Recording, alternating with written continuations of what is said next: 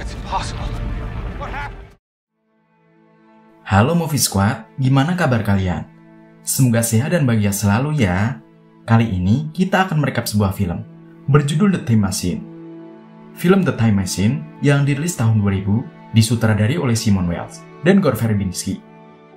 Film ini bergenre aksi sains fiksi yang menceritakan tentang sebuah perjalanan waktu. Gimana alur film ini? Nah, klik like dan share dulu ya guys. Subscribe dan aktifkan loncengnya juga, biar Mimin tetap semangat buat menghibur kalian, oke?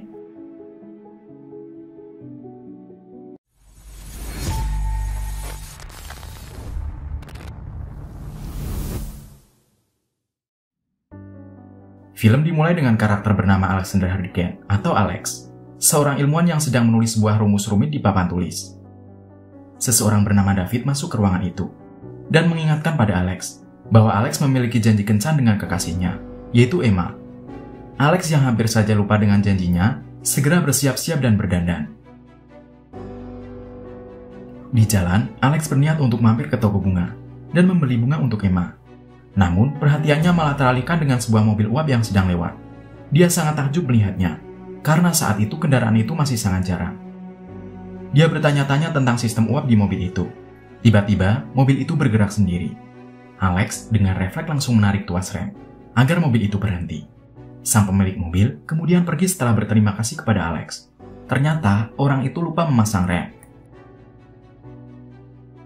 Alex segera pergi menemui Emma di tempat mereka janjian, yaitu area ice skating. Emma menanyakan pada Alex, di mana bunga untuknya, dan Alex baru sadar bahwa dia lupa membelinya karena teralihkan dengan mobil uap tadi. Di sini, Alex berniat untuk melamar Emma dan mengajaknya ke taman.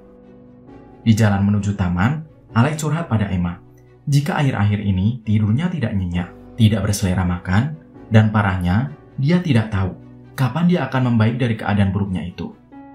Alex berkata bahwa satu-satunya cara agar dia keluar dari keadaan buruknya itu adalah menikah dengan Emma.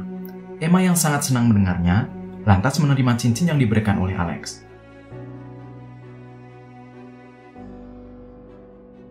Tapi tiba-tiba datang seorang pria yang sepertinya pencuri. Dia meminta pada Alex untuk menyerahkan cincin itu, serta barang berharga lainnya. Alex menolak memberikan cincin itu, sehingga si pencuri itu memaksa merebutnya. Alex berusaha bertahan, dan tanpa diduga, si pencuri malah menodongkan pistolnya dan menarik pelatuk pistol hingga tembakan mengenai Emma. Emma yang tertembak meninggal di tempat bersimbah darah.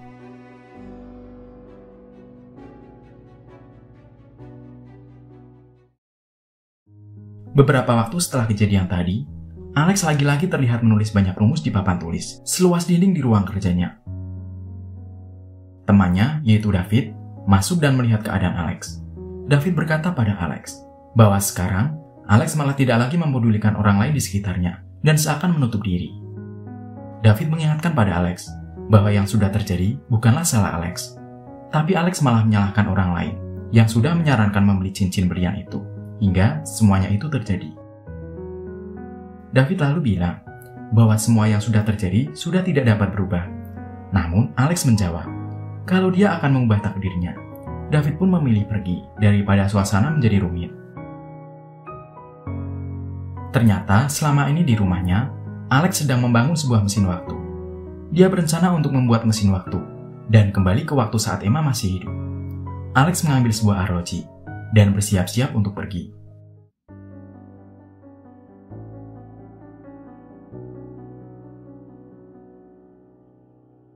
Dia menyalakan mesin waktunya,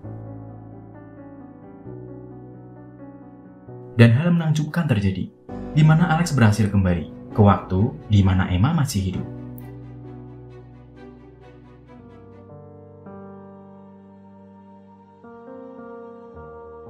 Ketika mereka bertemu di area ice skating dulu, Emma saat itu mengajak Alex ke taman. Namun, karena Alex sudah tahu kalau di taman akan ada si perampok, dia mengajak Emma ke kota karena lebih ramai dan aman. Mereka berdua jalan-jalan bergandengan. Dan tidak sengaja, bertemu dengan mobil uap yang dulu juga Alex melihatnya. Sesaat setelah itu, Alex pamit pada Emma kalau dia harus pergi dan akan kembali secepatnya.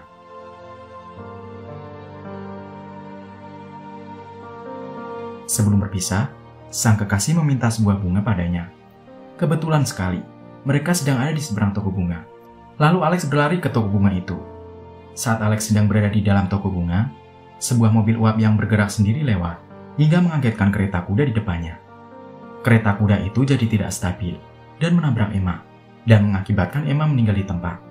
Ternyata pemilik mobil itu lupa lagi untuk memasang rem mobilnya saat parkir.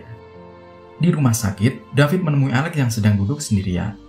Alex bertanya pada David, kenapa hal yang sama masih saja terjadi? Padahal dia sudah berusaha mengubah jalan ceritanya. Dia juga bilang, jika dia bisa kembali ribuan kali dan melihat Emma meninggal dengan ribuan cara juga. Nah, konsep di film ini adalah, walaupun kejadian di masa lalu diubah, namun tidak akan mengubah takdir seseorang. Berbeda dengan film Back to the Future, yang akan kita bahas di video selanjutnya. Film Back to the Future memiliki konsep di mana kejadian di masa depan akan berubah jika di masa lalunya diubah. Kembali ke masa sekarang, Alex menaiki mesin waktunya lagi. Dia menjelajah dari waktu ke waktu dan berniat pergi ke masa depan, di mana keadaan teknologinya sudah lebih berkembang.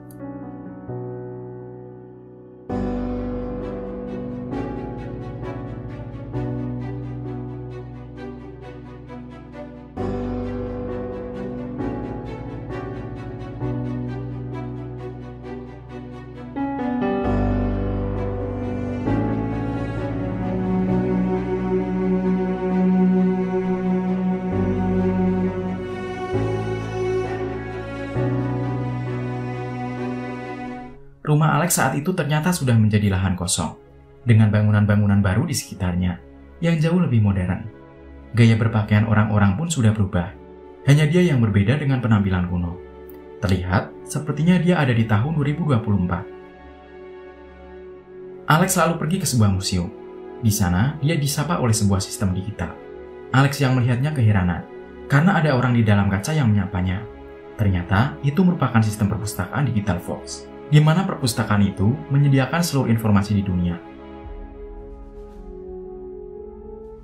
Alex lalu bertanya tentang informasi tentang fisika dan perjalanan waktu. Sistem menjawab kalau perjalanan waktu adalah fiksi dan tidak pernah terjadi. Alex lalu bertanya, kenapa masa lalu tidak bisa diubah? Yang kemudian dijawab oleh Fox, hal itu karena tidak ada yang bisa kembali ke masa lalu. Alex lalu kembali menaiki mesin waktunya untuk pergi ke masa depan yang lebih jauh lagi, yaitu tahun 2037. Terlihat di masa itu dunia sudah kacau, dan entah kenapa, Alex malah ditangkap oleh orang-orang yang kelihatannya tentara. Di situ, Alex bertanya, apa yang sedang terjadi pada bumi? Dan para tentara itu bilang, bahwa alat peledak yang ada untuk koloni di bulan mengacaukan orbit bulan, sehingga menyebabkan bulan akan hancur. Tidak lama kemudian, terjadi kekacauan karena sebuah ledakan. Alex segera kembali ke mesin waktu dan menyalakannya. Karena ledakan tadi, mesin waktu terguncang, dan Alex ikut terguncang. Kepalanya terbentur hingga pingsan. Mesin waktu yang sudah menyala tetap berputar tanpa henti, menuju masa depan yang lebih jauh lagi. Terlihat, lingkungan di sekitarnya terus berganti-ganti dari zaman ke zaman. Akhirnya, Alex sadar dan segera menghentikan mesin waktunya.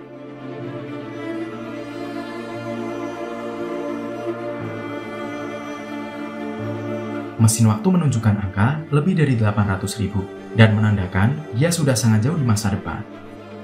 Alex sepertinya kembali pingsan karena keesokan harinya, saat dia terbangun, dia sudah ada di sebuah ruangan. Dia lalu keluar dan melihat banyak rumah dengan letaknya menggantung di tebing. Lingkungan di sana terlihat seperti lingkungan primitif. Ditambah, kemudian muncul orang-orang dengan bahasa yang tidak Alex tahu. Untungnya, ada seorang wanita yang tahu kalau Alex berbicara dengan bahasa Inggris, dan dia bisa bahasa Inggris. Si wanita bilang, kalau pada saat itu, bahasa Inggris adalah bahasa batu, yang artinya sudah menjadi bahasa kuno pada zaman itu. Si wanita bertanya, dari mana Alex berasal? Kemudian dijawab oleh Alex, bahwa dia berasal dari masa lalu yang sangat jauh, dan datang menggunakan mesin waktu. Si wanita yang berpikir itu hal yang tidak masuk akal, berkata pada orang-orang lainnya, kalau Alex adalah seorang petualang lilu, akibat kepalanya terbentur. Wanita tadi bernama Mara, dan dia punya adik bernama Karin. Malamnya, setelah beberapa saat Alex mengobrol dengan Karin, dia menitipkan arlojinya dan naik ke atas bersama Mara. Di langit terlihat bulan yang sudah hancur separuhnya, tepat seperti kejadian di masa sebelumnya. Alex dan Mara mengobrol akrab tentang satu sama lain.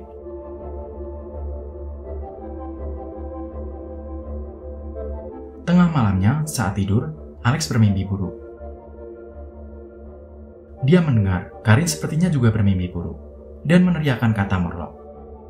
Alex bermimpi kalau dia sepertinya berlari-lari dan ada seseorang yang memanggilnya.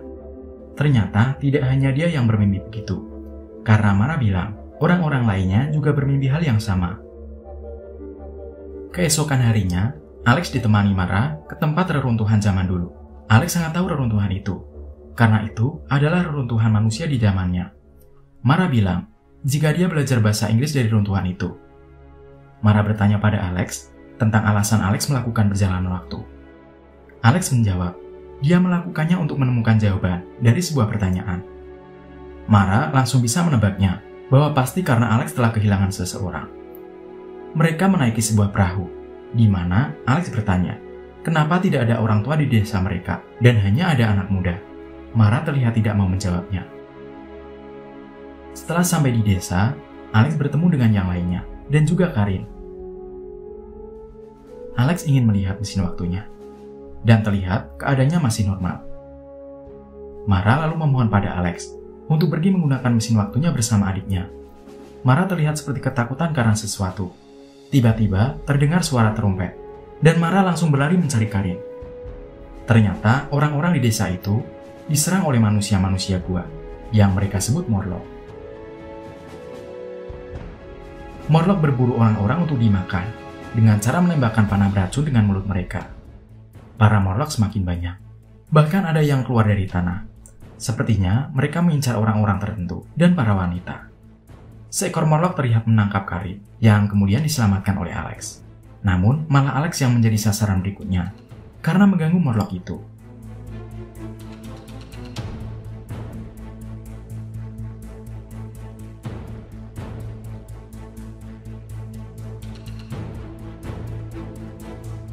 Saat Alex sedang diserang, Karin datang membawa obor untuk mengusir Morlock itu.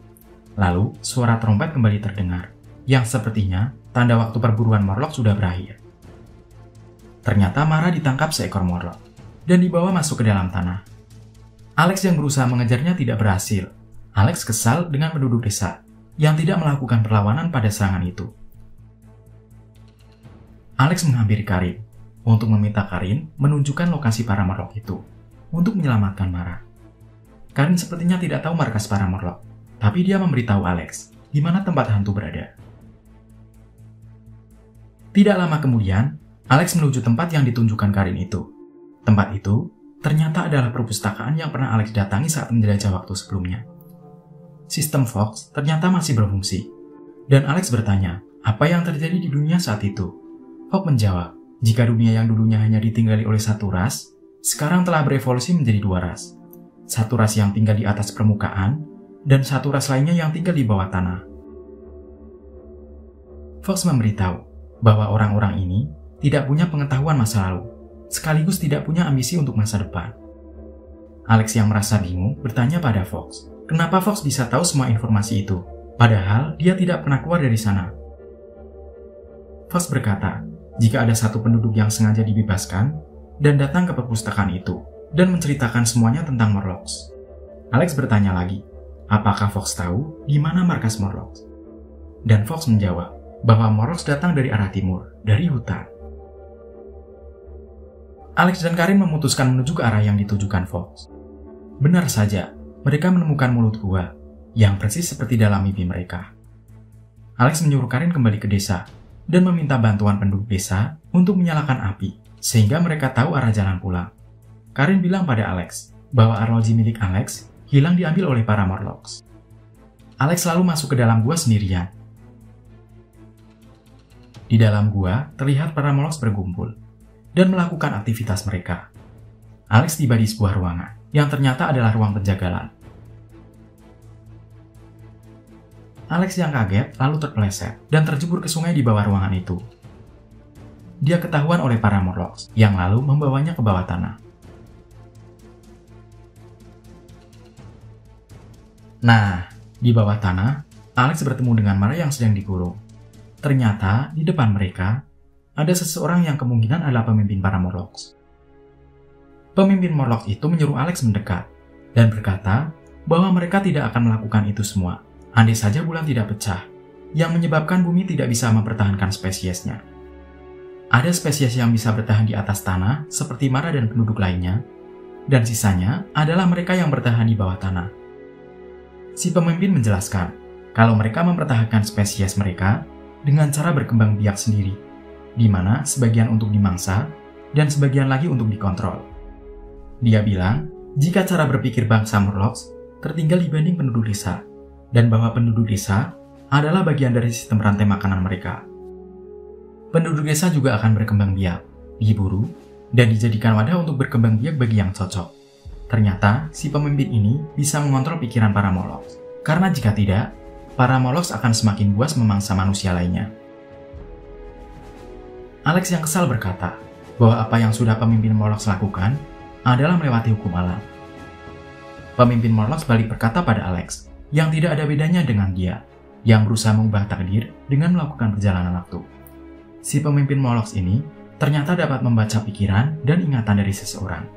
Dia juga bisa memanipulasi ingatan Alex dengan memperlihatkan sebuah gambaran ingatan, di mana Alex hidup bahagia bersama Emma dan kedua anak mereka. Saat itulah Alex akhirnya sadar jika tidak ada orang yang dapat menghindari takdir mereka, apalagi mengubah masa lalu. Seperti si pemimpin Morlocks yang tidak bisa menghindari takdirnya yang seperti sekarang karena perjalanan waktu yang telah dilakukan Alex. Tiba-tiba, mesin waktu milik Alex muncul. Pemimpin Morlocks segera menyuruh Alex pergi, karena Alex sudah mendapatkan jawaban dari pertanyaannya. Alex menurut untuk menaiki mesin waktunya. Namun, dia meminta pada pemimpin Morlocks untuk mengembalikan ROG miliknya. Alex selalu menarik tangan si pemimpin itu, dan tanpa sengaja menyalakan mesin waktu. Mereka kemudian berkelahi di dalam mesin waktu, yang terus berputar ke masa depan.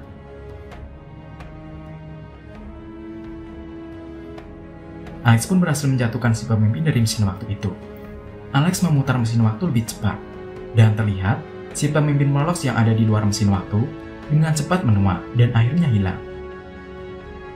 Alex telah sampai di masa depan yang lebih jauh, di mana bumi terlihat sudah dikuasai sepenuhnya oleh bangsa Morlocks. Alex kemudian kembali ke waktu sebelumnya, dan berhasil menyelamatkan Mara. Saat itu, para Morlocks menuju ke bawah tanah, tempat mereka berada. Alex selalu menyalakan mesin waktu, dan membuat mesin waktu bekerja terbalik, yaitu dengan membuat yang ada di luar mesin waktu yang terkena efek waktu, dan mengakibatkan mereka meledak. Dia ternyata menyelipkan arlojinya untuk mengganjal mesin. Alex dan Mara segera kabur, para Morlocks mengetahuinya dan mengejar mereka. Tiba-tiba saja, mesin waktu meledak, dan menghancurkan semua Morlocks yang ada di dalam gua itu.